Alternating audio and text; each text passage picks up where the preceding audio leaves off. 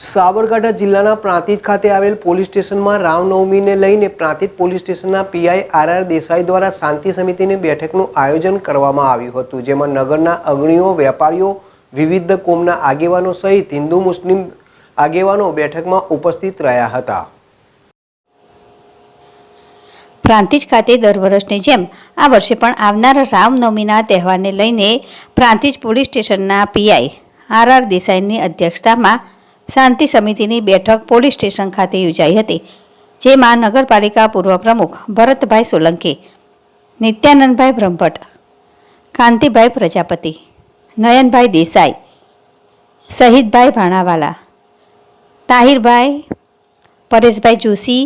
કોંગ્રેસ તાલુકા પ્રમુખ રામસિંહ પરમાર, કોંગ્રેસ શહેર પ્રમુખ સંજયભાઈ પટેલ, મેહુલભાઈ પટેલ સહિત વેપારીઓ તથા હિન્દુ મુસ્લિમ આગેવાનો સહિત લોકો ઉપસ્થિત રહ્યા હતા અને શાંતિ અને એકતા જળવાય તે માટેની પ્રાર્થના કરી હતી. જ્યારે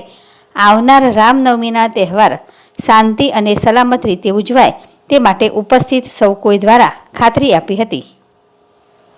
જેલ રાવલ, ZSTV, પ્રાંતિજ.